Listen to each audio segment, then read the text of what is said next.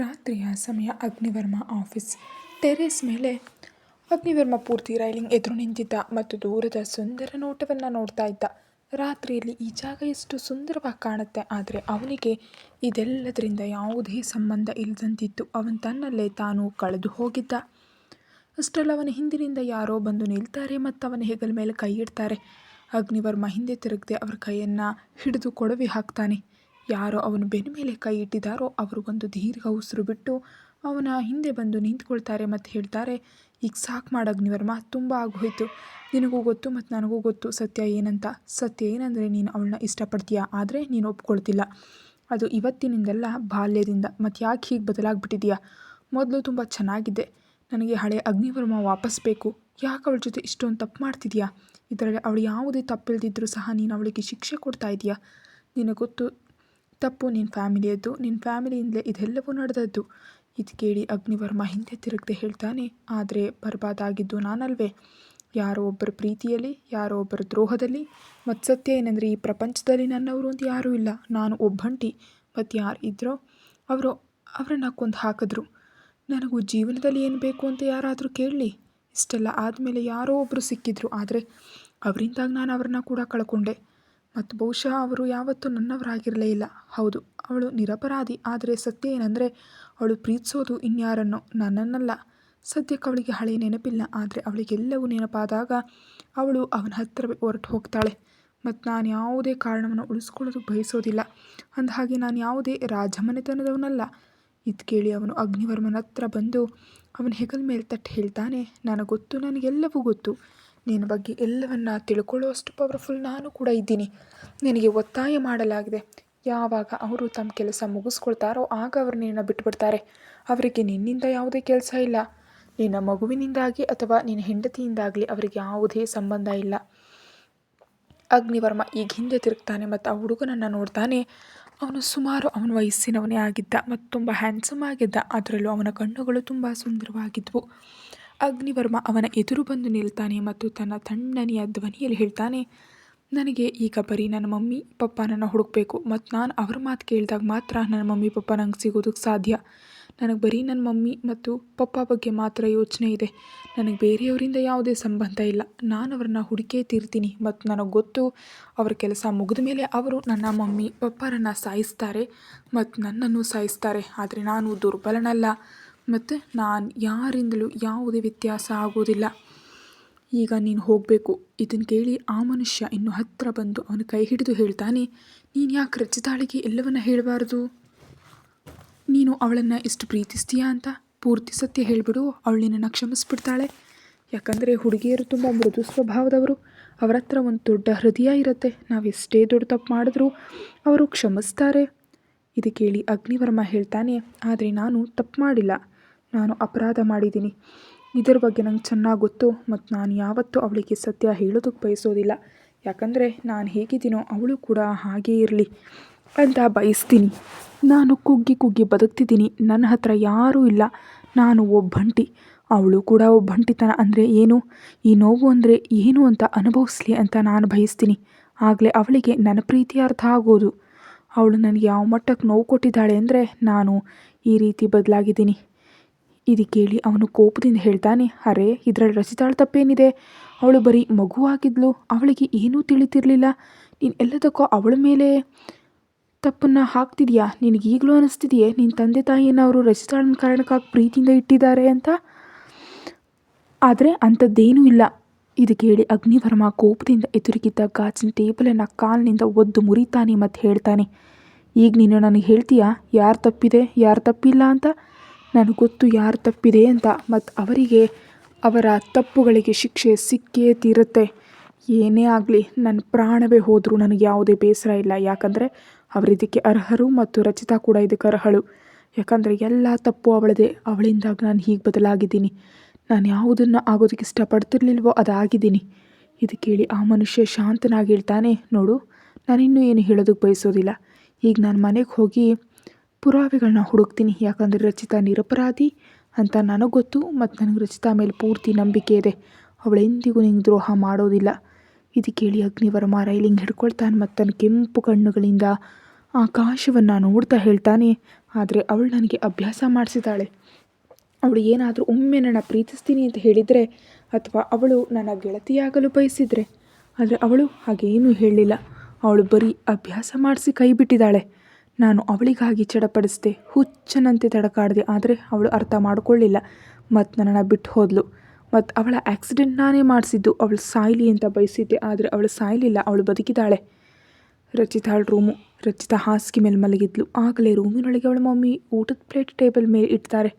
ಅವರು ರಚಿತಾಳನ್ನು ನೋಡ್ತಾ ಹೇಳ್ತಾರೆ, ಅರೆ ಮಗಳೇ, ನೀನು ಸಿಂಧೂರ ಹಚ್ಕೊಂಡಿಲ್ಲ, ಮಂಗಳಸೂತ್ರ ಕೂಡ ತೆಗೆದುಬಿಟ್ಟಿದೀಯಾ, ಬಳೆಗಳನ್ನೂ ಕೂಡ, ಯಾಕೆ ಹೀಗೆ ಮಾಡಿದೆ? ಇದು ಸುಮಂಗಲಿಯ ಗುರುತಲ್ಲ. ಈಗ ನಿನಗಿಷ್ಟ ಇರಲಿ ಇಲ್ದಿರಲಿ, ನೀನು ಇದನ್ನು ನಂಬಬೇಕು. ನಾವು ಕೂಡ ನಂಬ್ಕೊಂಡಿದ್ದೀವಿ. ಬಹುಶಃ ರಾಧಾಕೃಷ್ಣನ ಇಚ್ಛೆ ಇದೇ ಇರ್ಬೋದು. ಇದನ್ನು ಕೇಳಿ ರಚಿತಾ ಎದ್ದು ಕೂತ್ಕೊಳ್ತಾಳೆ ಮತ್ತು ಹೇಳ್ತಾಳೆ, ಆದರೆ ಅವರು ಇನ್ನೇನೋ ಬಯಸ್ತಿದ್ದಾರೆ. ಅವರು ನಮ್ಮನ್ನು ಬದುಕೋದಕ್ಕೆ ಬಿಡೋದಿಲ್ಲ. ಅವ್ರು ಸೇಡು ತೀರಿಸ್ಕೊಳ್ತಾರೆ. ನಾವು ಮಾಡದೇ ಇರೋ ತಪ್ಪಿಗೆ ನಮಗೆ ಈಗ ಎಲ್ಲವೂ ನೆನಪಾಗಿದೆ. ಅವ್ರು ಯಾಕೆ ನಮ್ಮ ಜೊತೆ ಹೀಗೆ ಮಾಡ್ತಿದ್ದಾರೆ ಈಗ ನಮಗೆಲ್ಲ ಅರ್ಥ ಆಗಿದೆ. ಆದರೆ ನಾನು ಅವ್ರಿಗೆ ಹೇಗೆ ವಿವರಿಸೋದು ನನಗೆ ಗೊತ್ತಿಲ್ಲ. ಬಹುಶಃ ಅವರು ನನ್ನ ಎಂದಿಗೂ ಅರ್ಥ ಮಾಡ್ಕೊಳ್ಳೋದಿಲ್ಲ. ಯಾಕಂದರೆ ಅವರ ಪ್ರಕಾರ ಅಪರಾಧಿ ನಾನೇ. ಈಗ ನಾನು ಬರೀ ಪುರಾವೆ ಹುಡುಕಬೇಕು, ನಾನು ನಿರಪರಾಧಿ ಅಂತ. ಆ ರಾತ್ರಿ ನಾನು ಅಂಥದ್ದೇನೂ ಮಾಡಿರಲಿಲ್ಲ. ಹೀಗೆ ಹೇಳ್ತಾ ರಚಿತಾ ಯೋಚಿಸೋದಕ್ಕೆ ಶುರು ಮಾಡ್ತಾಳೆ. Flash back. ವರ್ಷಗಳ ಹಿಂದೆ ಆ ಕರಾಳ ರಾತ್ರಿ ಒಬ್ಬಳು ಹುಡುಗಿ ನೋವಿನಿಂದ ತಡ್ಕಾಡ್ತಿದ್ಲು. ಅವಳ ತಲೆಯಿಂದ ರಕ್ತ ಬರ್ತಿತ್ತು ಮತ್ತು ಅವಳು ಅಳ್ತಾ ಇದ್ಲು. ಆ ಹುಡುಗಿ ನೋವಿನಿಂದ ಕಿರಿಸ್ತಾ ಹೇಳ್ತಿದ್ಲು, ಸಹಾಯ ಮಾಡಿ, ಯಾರಾದರೂ ನಂಗೆ ಸಹಾಯ ಮಾಡಿ, ಯಾರಾದರೂ ನನ್ನ ಉಳಿಸಿ, ನಂಗೆ ತುಂಬ ನೋವಾಗ್ತಿದೆ. ಮಮ್ಮಿ, ಪಪ್ಪ, ಎಲ್ಲಿದ್ದೀರಾ ನೀವು? ನಮ್ಮನ್ನು ಉಳಿಸಿ, ನಮ್ಗೆ ತುಂಬ ನೋವಾಗ್ತಿದೆ. ಹೀಗಳ್ತಾ ಅವಳು ನೋವಿನಿಂದ ಒದ್ದಾಡ್ತಿದ್ಲು. ಅವಳ ತಲೆಯಿಂದ ತುಂಬ ರಕ್ತ ಬರ್ತಿತ್ತು. ಅವಳು ಹಾಕ್ಕೊಂಡಿದ್ದ ಬಿಳಿ ಬಣ್ಣದ ಸಲ್ವಾರ್ ಸೂಟ್ ಪೂರ್ತಿಯಾಗಿ ರಕ್ತದಿಂದ ತುಂಬ ಹೋಗಿತ್ತು. ಈಗ ಈ ಬಿಳಿ ಸಲ್ವಾರ್ ಸೂಟ್ ಪೂರ್ತಿಯಾಗಿ ಕೆಂಪು ಬಣ್ಣಕ್ಕೆ ತಿರುಗಿತ್ತು. ಅಷ್ಟರಲ್ಲೇ ಜೋರಾಗಿ ಮಿಂಚು ಬರುತ್ತೆ ಮತ್ತು ಮಳೆ ಶುರುವಾಗುತ್ತೆ. ಇದರಿಂದ ಅವಳು ಇನ್ನೂ ಹೆಚ್ಚು ಹೆದರ್ತಾಳೆ. ಮಳೆಯ ಹನಿಗಳವಳಿಗೆ ಉರಿ ತರಿಸ್ತಿದ್ವು. ಮಳೆಯ ಒಂದೊಂದು ಹನಿ ಅವಳ ಗಾಯದ ಮೇಲೆ ಬೀಳ್ತಿದ್ದಂತೆ ಉರಿ ಮತ್ತು ನೋವಿನಿಂದ ಅವಳು ಕಿರ್ಚ್ತಿದ್ಲು ಮತ್ತು ಅಳ್ತಿದ್ಲು. ಆದರೆ ಅವಳ ನೋವಿನ ಕಿರುಚಾಟ ಮತ್ತು ಕರೆಯನ್ನು ಕೇಳೋರು ಯಾರೂ ಇರಲಿಲ್ಲ. ಆದರೆ ಅವಳು ಮೆಲ್ಲನೆ ಹೇಗೋ ಎದ್ದೇಳೋದಕ್ಕೆ ಪ್ರಯತ್ನಿಸ್ತಾಳೆ. ಆದರೆ ಅಷ್ಟರಲ್ಲೇ ಅವಳ ಮುಖ ತಿರುವಿ ಕೆಳಗೆ ಬೀಳ್ತಾಳೆ ಮತ್ತು ಅವಳ ಕೈ ಯಾರೋ ಒಬ್ಬರ ಕಾಲಿಗೆ ತಗಲುತ್ತೆ. ಅವಳು ನೋವಿನಿಂದ ತಲೆ ಎತ್ತಿ ನೋಡ್ತಾಳೆ. ಅದು ಒಬ್ಬ ಹುಡುಗ. ಅವನು ತುಂಬ ಹ್ಯಾಂಡ್ಸಮ್ ಆಗಿದ್ದಾನೆ. ಮತ್ತಿಬ್ಬರು ಬಾಡಿಗಾರ್ಡ್ಗಳು ಅವನ ಹಿಂದೆ ನಿಂತಿದ್ದರು. ಒಬ್ಬ ಬಾಡಿಗಾರ್ಡ್ ಆ ಹುಡುಗನಿಗೆ ನೆನಿಬಾರ್ದು ಅಂತ ಛತ್ರಿ ಹಿಡಿದು ನಿಂತಿದ್ದ. ಆ ಹುಡುಗಿ ನೋವಿನಿಂದ ತಡಕಾಡ್ತಾ ಹೇಳ್ತಾಳೆ, ಅಗ್ನಿವರ್ಮ, ಪ್ಲೀಸ್ ಸಹಾಯ ಮಾಡು, ನಮ್ಮನ್ನು ಉಳಿಸು, ನಮ್ಮನ್ನು ಹಾಸ್ಪಿಟಲ್ಗೆ ಕರ್ಕೊಂಡು ಹೋಗು, ನಮ್ಮ ಮಮ್ಮಿ ಪಪ್ಪ ಹತ್ರ ಕರ್ಕೊಂಡು ಹೋಗು, ಪ್ಲೀಸ್ ಅಗ್ನಿವರ್ಮ ಸಹಾಯ ಮಾಡು, ಯಾರೋ ಬೇಕಂತಲೇ ಆಕ್ಸಿಡೆಂಟ್ ಮಾಡಿಸಿದ್ದಾರೆ, ನಮ್ಮನ್ನು ಪೊಲೀಸ್ ಹತ್ರ ಕೂಡ ಕರ್ಕೊಂಡು ಹೋಗು. ಇದಕ್ಕೆ ಅಗ್ನಿವರ್ಮ ತನ್ನ ತಣ್ಣನೆಯ ಧ್ವನಿಯಲ್ಲಿ ಹೇಳ್ತಾನೆ, ರಚಿತಾ, ಈ ಆಕ್ಸಿಡೆಂಟ್ ಮಾಡಿಸಿದ್ದು ನಾನೇ. ನೀನು ಸಾಯಲಿ ಅಂತ ನಾನು ನಿನ್ನನ್ನು ಜೀವಂತವಾಗಿ ನೋಡೋದಕ್ಕೆ ಬಯಸೋದಿಲ್ಲ. ನೀನು ಒದ್ದಾಡಿ ಸಾಯಬೇಕು ಅಂತ ನಾನು ಬಯಸ್ತೀನಿ. ಅದು ನನ್ನ ಕಣ್ಣೆದುರೆ. ಆಗಲೇ ನನ್ನ ಹೃದಯಕ್ಕೆ ನೆಮ್ಮದಿ ಸಿಗೋದು ಮತ್ತು ನೀನು ಬರೀ ನಮ್ಮವಳು ಎಂಬ ಸಮಾಧಾನ ಸಿಗೋದು. ಇದಕ್ಕೆ ರಚಿತಾ ಅವನೆದುರು ಕೈ ಮುಗಿದು ಭಿಕ್ಷೆ ಬೇಡ್ತಾ ಹೇಳ್ತಾಳೆ, ಇಲ್ಲ ಪ್ಲೀಸ್ ನನ್ನ ಸಾಯಿಸ್ಬೇಡ, ನನ್ನ ಹೋಗೋದಕ್ಕೆ ಬಿಡು, ನಂಗೆ ಬದುಕಬೇಕು, ನಾನು ಹೊರಟು ಹೋಗ್ತೀನಿ ನಿನ್ನ ಜೀವನದಿಂದ ತುಂಬ ದೂರ, ನಾನು ಯಾವತ್ತೂ ವಾಪಸ್ ಬರೋದಿಲ್ಲ, ಪ್ಲೀಸ್ ನನ್ನನ್ನು ಬದುಕೋದು ಬಿಡು, ನಮಗೆ ಬದುಕಬೇಕು, ನನಗೆ ಮಮ್ಮಿ ಪಪ್ಪಾಗೆ ನಮ್ಮ ಅಗತ್ಯ ಇದೆ. ಒಂದು ವೇಳೆ ನಾನು ಇಲ್ದಿದ್ರೆ ಅವ್ರ ಗತಿ ಏನು? ಅವರು ಕೂಡ ಬದುಕೋದಕ್ಕೆ ಸಾಧ್ಯ ಇಲ್ಲ. ಒಂದು ಬಾರಿ ಆದರೂ ನನ್ನ ಮಮ್ಮಿ ಪಪ್ಪ ಬಗ್ಗೆ ಯೋಚಿಸು. ಅಗ್ನಿವರ್ಮ ಅವಳ ಮಾತು ಕೇಳಿ ಹೇಳ್ತಾನೆ, ನಾನು ನಿನ್ನನ್ನು ಖರೀದಿಸಿದ್ದೀನಿ, ಹಾಗಾಗಿ ನೀನು ನನ್ನವಳು. ಈಗ ನಾನು ನಿನ್ನ ಜೊತೆ ಏನು ಬೇಕಾದರೂ ಮಾಡ್ಬೋದು. ಅದು ನಿನ್ನನ್ನು ಬಳಸ್ಕೊಳ್ಳೋದಾಗಿರಲಿ ಅಥವಾ ನಿನ್ನನ್ನು ಸಾಯಿಸೋದಾಗಿರಲಿ. ನಾನು ನಿನ್ನ ಜೊತೆ ಏನು ಬೇಕಾದರೂ ಮಾಡಬಹುದು. ಯಾಕಂದರೆ ನೀನು ಇಡೀ ಬಾಡಿ ನನ್ನದು ಮತ್ತು ನನ್ನ ವಸ್ತುವನ್ನು ನನ್ನನ್ನು ಬಿಟ್ಟು ಬೇರೆಯವ್ರು ಬಳಸಿದ್ರೆ ನನಗಿಷ್ಟ ಆಗೋದಿಲ್ಲ ಮತ್ತು ನೀನು ಅದನ್ನೇ ಮಾಡ್ತಿದೀಯ.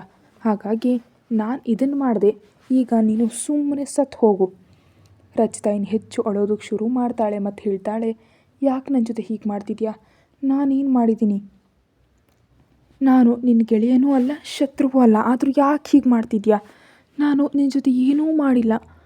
ಅವಳ ಮಾತಿಗೆ ಅಗ್ನಿವರ್ಮ ಅವಳನ್ನ ತನ್ನ ತಣ್ಣನೆಯ ಕಣ್ಣುಗಳಿಂದ ನೋಡ್ತಾನೆ. ಅಷ್ಟರಲ್ಲೇ ಜೋರಾಗಿ ಮಿಂಚು ಬರುತ್ತೆ ಮತ್ತು ರಚಿತಾ ಅಗ್ನಿವರ್ಮನನ್ನು ಪೂರ್ತಿಯಾಗಿ ನೋಡ್ತಾಳೆ.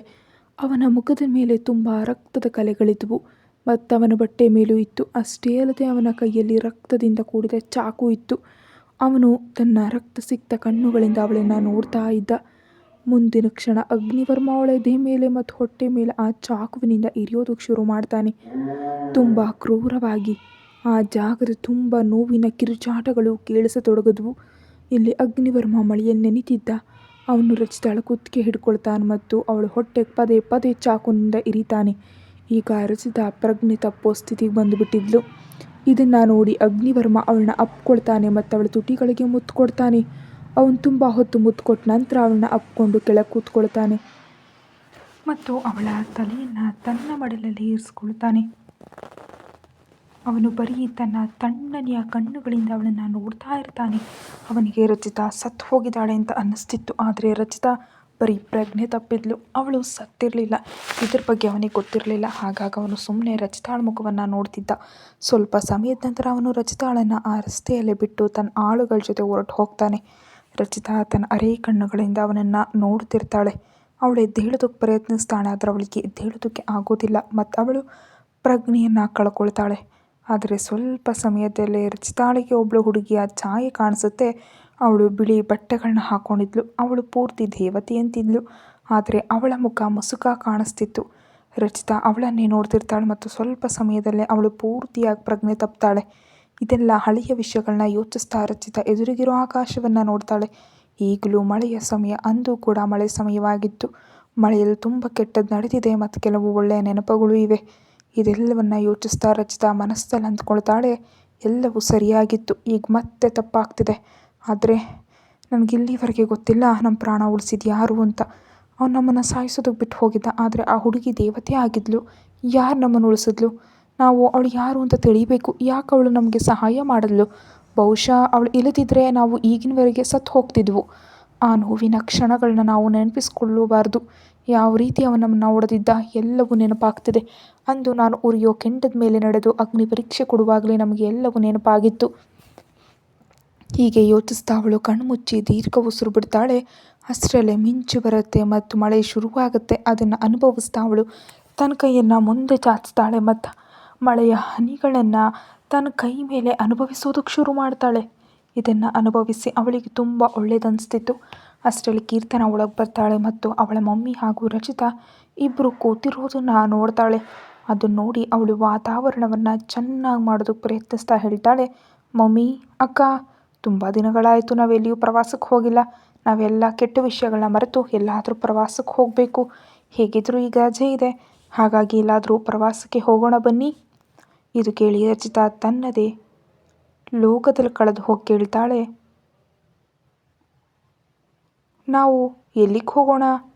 ಇದನ್ನು ಕೇಳಿ ಅವಳು ತಮಾಷೆ ಮಾಡ್ತಾ ಹೇಳ್ತಾಳೆ, ನಾವು ಬೃಂದಾವನಕ್ಕೆ ಹೋಗೋಣ, ನಿನಗೆ ಕೃಷ್ಣನನ್ನು ಹುಡುಕಲು, ನೀವಿಬ್ಬರು ಒಂದಾಗಲು. ಅಷ್ಟಕ್ಕೂ ಯಾವಾಗಲಿಂದ ನೀನು ಕೃಷ್ಣನಿಗಾಗಿ ಕಾಯ್ತಿದ್ಯಾ? ರಚಿತಾ ಸ್ವಲ್ಪ ನಾಚಿಕೆ ಪಡ್ತಾಳೆ ಮತ್ತು ಹೇಳ್ತಾಳೆ, ಒಂದು ವೇಳೆ ಅವ್ರು ನಮಗೆ ಸಿಕ್ಕಿಬಿಟ್ರೆ ನಾನು ಅವ್ರ ಪಾದ ಮುಟ್ಟೋದಕ್ಕೆ ಬಯಸ್ತೀನಿ. ಆದರೆ ಇದು ಕಲಿಯುಗ, ಅವ್ರು ಬರೋದಕ್ಕೆ ಸಾಧ್ಯ ಇಲ್ಲ. ಇಂಥ ಮಾತುಗಳನ್ನ ನಿಲ್ಲಿಸು. ರಚಿತಾ ಕೂಡ ಈಗ ಇದೆಲ್ಲವನ್ನು ಯೋಚಿಸೋದಕ್ಕೆ ಬಯಸ್ತಿರ್ಲಿಲ್ಲ. ಯಾಕಂದರೆ ಅವಳು ಎಷ್ಟು ಯೋಚಿಸ್ತಾಳೆಯೋ ಅಷ್ಟು ನೋವು ಅವಳಿಗಾಗ್ತಿತ್ತು. ಕಾಲೇಜು. ರಚಿತಾ ಎಲ್ಲರನ್ನ ಮರೆತಿದ್ಲು ಮತ್ತು ಈಗ ಅವಳು ಜೀವನದಲ್ಲಿ ಮುಂದೆ ಸಾಗಿದ್ಲು. ಅಷ್ಟಕ್ಕೂ ಅಗ್ನಿವರ್ಮ ಹೋಗೊಂದು ತಿಂಗಳಿಗಿಂತ ಹೆಚ್ಚು ಕಾಲ ಆಗಿತ್ತು. ಮತ್ತೀಗ ಅವಳು ಹಳೆಯ ವಿಷಯಗಳನ್ನೆಲ್ಲ ಯೋಚಿಸಿ ಸಮಯ ವ್ಯರ್ಥ ಮಾಡೋದಕ್ಕೆ ಬಯಸ್ತಾ ಇರಲಿಲ್ಲ. ಅವಳು ಚೆನ್ನಾಗಿ ಮುಂದೆ ಸಾಗೋದಕ್ಕೆ ಬಯಸ್ತಾ ಇದ್ಲು. ಆದರೆ ಯಾಕೋ ಏನೋ ಮಧ್ಯದಲ್ಲಿ ಏನೋ ಅಡ್ಡಿ ಬರ್ತಿತ್ತು. ಇದರಿಂದ ಅವಳಿಗೆ ಮುಂದೆ ಸಾಗೋದಕ್ಕೆ ಆಗ್ತಾ ಇರಲಿಲ್ಲ. ಹಾಗಾಗಿ ಅವಳು ತುಂಬ ಬೇಸರದಿಂದ ಇರ್ತಿದ್ಲು. ಕೀರ್ತನಾಳ ಕಾರಣದಿಂದ ಅವಳು ಎಷ್ಟೋ ಮಟ್ಟಿಗೆ ಮುಂದೆ ಸಾಗಿದ್ಲು. ಅವಳು ಕೂಡ ಹಳೆಯ ಕಾಲೇಜನ್ನು ಬಿಟ್ಟಿದ್ಲು ಮತ್ತು ಕೀರ್ತನಾಳನ್ನು ಯಾವ ಕಾಲೇಜಿಗೆ ಸೇರಿಸಿದ್ಲೋ ತಾನೂ ಕೂಡ ಅದೇ ಕಾಲೇಜಿಗೆ ಅಡ್ಮಿಷನನ್ನು ಪಡ್ಕೊಂಡಿದ್ಲು. ಅವರಿಬ್ಬರು ಅಕ್ಕ ತಂಗಿಯರು ಒಟ್ಟಿಗೆ ಕಾಲೇಜಿನೊಳಗೆ ಬರ್ತಾರೆ. ಅವರಿಬ್ಬರು ಬರ್ತಾ ಇದ್ದಂತೆ ಎಲ್ಲರೂ ತಮ್ಮ ಕೆಲಸ ಬಿಟ್ಟು ಅವರನ್ನೇ ನೋಡೋದಕ್ಕೆ ಶುರು ಮಾಡ್ತಾರೆ. ಎಲ್ಲರಿಗೂ ಕಾಲೇಜಿಗೆ ಇಬ್ಬರು ಆಫೀಸರ್ಸ್ ಬಂದಿದ್ದಾರೆ ಅಂತ ಅನ್ನಿಸ್ತಿತ್ತು. ಒಬ್ಬ ಹುಡುಗನಂತೂ ರಚಿತಾಳಿಂದ ಕಣ್ಣು ತೆಗೆಯೋದಕ್ಕೆ ಆಗ್ತಾ ಇರಲಿಲ್ಲ. ಮೊದಲ ನೋಟದಲ್ಲೇ ರಚಿತಾ ಅವನ ಹೃದಯ ಬಡಿತವನ್ನು ಹೆಚ್ಚಿದ್ಲು. ಬರೀ ಅವನ ಸ್ಥಿತಿ ಅಷ್ಟೇ ಅಲ್ಲ, ಉಳಿದ ಹುಡುಗರ ಸ್ಥಿತಿಯೂ ಹಾಗೇ ಇತ್ತು. ಕೀರ್ತನನ್ನ ನೋಡಿ ಕೂಡ ತುಂಬ ಹುಡುಗರು ಇಂಪ್ರೆಸ್ ಆಗಿದ್ರು. ಆದರೆ ಅವರಿಬ್ಬರು ಇದೆಲ್ಲವನ್ನು ಇಗ್ನೋರ್ ಮಾಡಿ ತಮ್ಮ ತಮ್ಮ ಕ್ಲಾಸಿಗೆ ಹೋಗ್ತಾರೆ. ರಚಿತಾ ಕೂಡ ತನ್ನ ಕ್ಲಾಸಿಗೆ ಬಂದು ಒಂದು ಸೀಟ್ನಲ್ಲಿ ಕೂತ್ಕೊಳ್ತಾಳೆ. ಇದನ್ನು ನೋಡಿ ಎಲ್ಲ ಹುಡುಗಿಯರು ಎದುರೋದಕ್ಕೆ ಶುರು ಮಾಡ್ತಾರೆ. ಆದರೆ ಯಾರಿಗೂ ಏನು ಹೇಳೋ ಧೈರ್ಯ ಇರೋದಿಲ್ಲ. ಆದರೆ ಒಬ್ಬಳು ಹುಡುಗಿ ಧೈರ್ಯ ಮಾಡಿ ರಚಿತಾಳ ಹತ್ತಿರ ಬಂದು ಹೇಳ್ತಾಳೆ, ನೋಡು, ನೀನಿಲ್ಲಿ ಕೂತ್ಕೋಬೇಡ, ಇಲ್ಲದಿದ್ದರೆ ನೀನು ಪಕ್ಕ ಸಾಯ್ತೀಯ, ಇದು ಅವನ ಸೀಟು, ಅವನು ನಿನ್ನ ಬಿಡೋದಿಲ್ಲ. ಇದು ಕೇಳಿ ರಚಿತಾ ಸ್ವಲ್ಪ ಹೆದರಿ ಹೇಳ್ತಾಳೆ, ಹೌದಾ, ನಿಜವಾಗಿಯೂ? ಅಂದರೆ ಈ ಕಾಲೇಜಿನಲ್ಲಿ ಎಲ್ರಿಗೂ ತೊಂದರೆ ಕೊಡುವವನು ಯಾರಾದರೂ ಇದ್ದಾನಾ? ಸರಿ, ನಾನು ಎದ್ದೇಳ್ತೀನಿ. ಹೀಗೆ ಹೇಳಿ ಅವಳು ತನ್ನ ಪುಸ್ತಕಗಳನ್ನು ತೆಗೆದುಕೊಳ್ಳೋದಕ್ಕೆ ಶುರು ಮಾಡ್ತಾಳೆ ಮತ್ತು ಆ ಹುಡುಗಿ ತನ್ನ ಸೀಟಿಗೆ ಹೋಗಿ ಕೂತ್ಕೊಳ್ತಾಳೆ. ಅಷ್ಟರಲ್ಲೇ ಯಾರೋ ಟೇಬಲ್ ಮೇಲೆ ಜೋರಾಗಿ ಕೈಯಿಂದ ಹೊಡಿತಾರೆ. ರಚಿತಾ ಹೆದರಿ ಎದುರು ನೋಡ್ತಾಳೆ. ಎದುರು ಒಬ್ಬ ಹುಡುಗ ನಿಂತಿದ್ದ. ಅವನು ಬ್ಲ್ಯಾಕ್ ಹುಡಿ ಮತ್ತು ಬ್ಲ್ಯಾಕ್ ಜೀನ್ಸ್ ಹಾಕೊಂಡಿದ್ದ ಮತ್ತು ಅವನ ಕೈಯಲ್ಲಿ ಒಂದು ಹೊಳೆಯೋಕೆ ಇತ್ತು. ಅವನು ಸ್ವಲ್ಪ ನೆನೆದಂತೆ ಕಾಣ್ತಿದ್ದ ಮತ್ತು ಅವನ ಕಣ್ಣುಗಳು ಕೂಡ ಕೆಂಪಗಿದ್ವು. ಎಷ್ಟೋ ರಾತ್ರಿಗಳಿಂದ ಅವನು ನಿದ್ದೆ ಮಾಡಿಲ್ವೇನೋ ಎನ್ನುವಂತಿತ್ತು. ರಚಿತಾ ಅವನನ್ನು ನೋಡಿ ತುಂಬ ಹೆದರ್ತಾಳೆ ಮತ್ತು ಹೆದರದ್ಲೇ ತನ್ನ ಪುಸ್ತಕಗಳನ್ನ ತೊಗೊಂಡು ಹೋಗೋದಕ್ಕೆ ಶುರು ಮಾಡ್ತಾಳೆ. ಆ ಹುಡುಗ ಹೇಳ್ತಾನೆ, ಎಲ್ಲಿಗೆ ಹೋಗ್ತಿದ್ಯಾ ನೀನು? ಇದು ಕೇಳಿ ರಚಿತಾ ಗಾಬರಿಯಿಂದ ಹೇಳ್ತಾಳೆ, ನಾನು ತಪ್ಪಾಗಿಲ್ಲಿ ಕೂತ್ಕೊಂಡೆ, ಇದು ನಿನ್ನ ಸೀಟು ಅಂತ ನಂಗೆ ಗೊತ್ತಿರಲಿಲ್ಲ. ಹೀಗೆ ಹೇಳಿ ಅವಳು ಹೋಗೋದಕ್ಕೆ ಶುರು ಮಾಡ್ತಾಳೆ. ಆದರೆ ಆ ಹುಡುಗ ಅವಳ ಕೈ ಹಿಡಿತಾನೆ ಮತ್ತು ಹೇಳ್ತಾನೆ, ಇಂದಿನಿಂದ ಇದು ನಮ್ಮಿಬ್ಬರ ಸೀಟು, ಇಲ್ಲೇ ಕೂತ್ಕೋ. ಅವನು ಹಾಗೆ ಹೇಳಿದ್ದನ್ನು ನೋಡಿ ಇಡೀ ಕ್ಲಾಸ್ ಬೆರಗಾಗತ್ತೆ.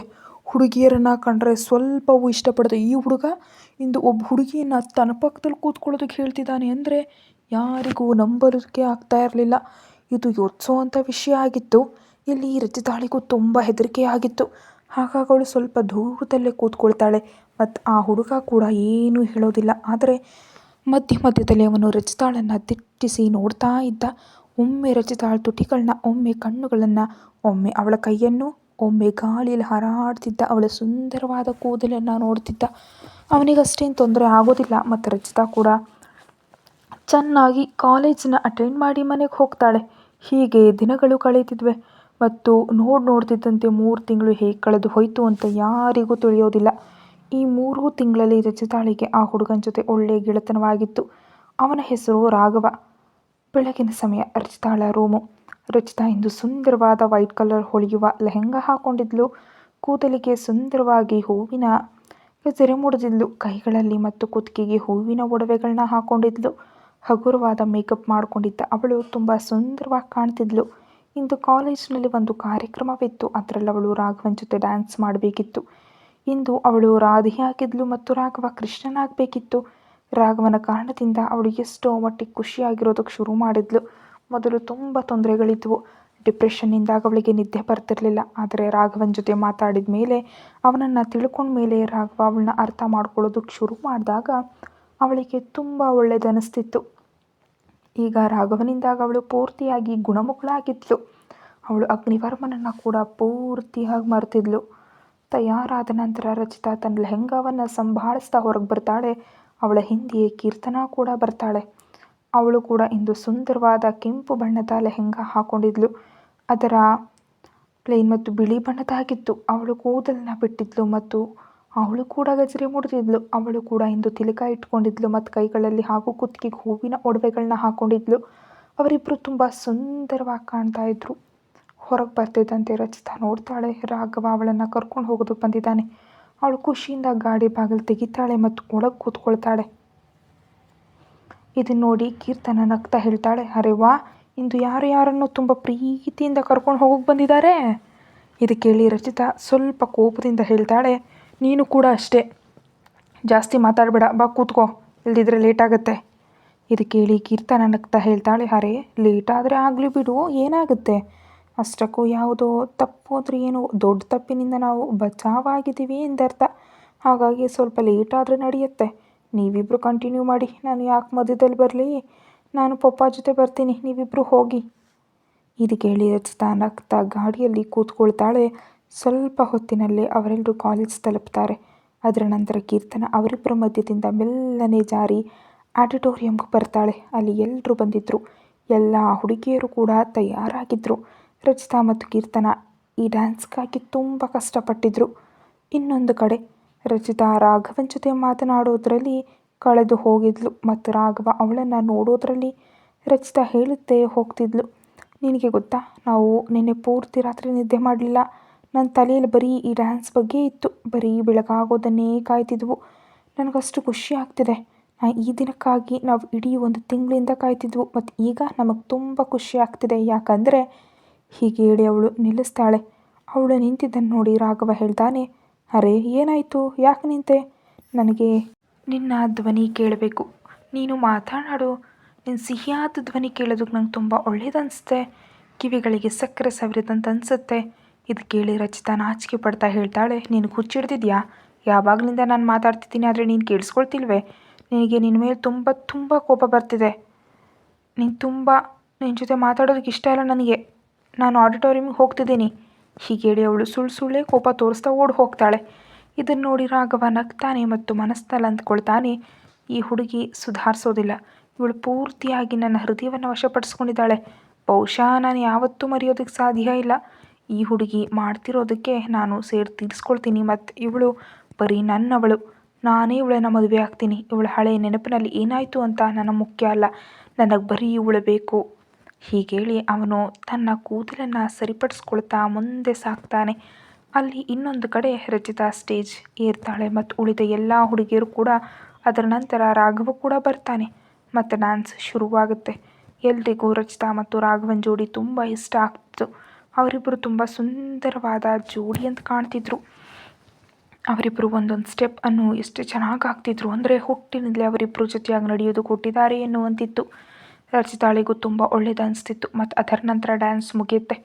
ಎಲ್ಲರೂ ಚಪ್ಪಾಳೆ ತಟ್ಟೋದಕ್ಕೆ ಶುರು ಮಾಡ್ತಾರೆ, ಯಾಕಂದರೆ ಎಲ್ಲರಿಗೂ ಆ ಡ್ಯಾನ್ಸ್ ತುಂಬ ಇಷ್ಟ ಆಗಿತ್ತು. ರಚಿತಾ ಸ್ಟೇಜ್ ಮೇಲೆ ನಿಂತಿದ್ಲು ಮತ್ತು ಅವಳ ಹಿಂದೆ ಎಲ್ಲ ಹುಡುಗಿಯರು ಕೂಡ ನಿಂತಿದ್ರು. ಎಲ್ಲರೂ ಚಪ್ಪಾಳೆ ತಟ್ತಾ ಇದ್ರು. ಅಷ್ಟರಲ್ಲೇ ಹಠಾತ್ತಾಗಿ ಬಂದೂಕು ಹಾರಿಸಿದ ಶಬ್ದ ಕೇಳಿಸ್ತು. ರಚಿತಾ ಹೆದರಿ ಕಣ್ಣು ಮುಚ್ಕೊಳ್ತಾಳೆ ಮತ್ತು ಎಲ್ಲರೂ ಇತ್ತ ಅತ್ತ ಓಡೋದಕ್ಕೆ ಶುರು ಮಾಡ್ತಾರೆ. ಆಗಲೇ ಎಲ್ಲರ ಕಿವಿಗೆ ಒಂದು ತಣ್ಣನೆಯ ಧ್ವನಿ ಕೇಳಿಸುತ್ತೆ, ಎಲ್ಲರೂ ಎಲ್ಲಿದ್ದೀರೋ ಅಲ್ಲೇ ನಿಂತ್ಕೊಳ್ಳಿ, ಇಲ್ದಿದ್ರೆ ಎಲ್ಲರೂ ಸಾಯ್ತೀರಿ. ಎಲ್ಲ ಪ್ರೊಫೆಸರ್ಗಳು ಅಚ್ಚರಿಗೊಳ್ತಾರೆ, ಇದೆಲ್ಲ ಏನು ನಡೀತಿದೆ ಅಂತ. ಇದು ಯಾರ ಧ್ವನಿ? ಯಾರು ಬಂದಿದ್ದಾರೆ? ರಚಿತಾಳ ಗಮನ ಎದುರಿಗೆ ಹೋಗುತ್ತೆ. ಎದುರು ಅಗ್ನಿವರ್ಮ ನಿಂತಿದ್ದ. ಅವನು ಇವತ್ತು ಅಷ್ಟೇ ಹ್ಯಾಂಡ್ಸಮ್ ಆಗಿದ್ದ ಮತ್ತು ಅವನ ಮುಖ ಹೊಳೆಯುತ್ತಿದ್ದಂತಿತ್ತು. ಅವನ ಕಣ್ಣುಗಳು ಕೂಡ ಕೆಂಪಗಿದ್ವು. ಎಷ್ಟೋ ರಾತ್ರಿಗಳಿಂದ ಅವನು ನಿದ್ದೆ ಮಾಡಿಲ್ವೇನೋ ಎನ್ನುವಂತಿತ್ತು. ಇದರ ಮುಂದಿನ ಭಾಗವು ಪ್ರತಿಲಿಪಿಯಲ್ಲಿ ಅಪ್ಲೋಡ್ ಆಗಿರುತ್ತೆ. ಯೂಟ್ಯೂಬ್ಗಿಂತ ಮುಂಚಿತವಾಗಿ ನೀವು ಅಲ್ಲಿ ಓದ್ಬೋದು. ಲೇಖಕರನ್ನು ಫಾಲೋ ಮಾಡಿ, ಸಪೋರ್ಟ್ ಮಾಡಿ. Thank you.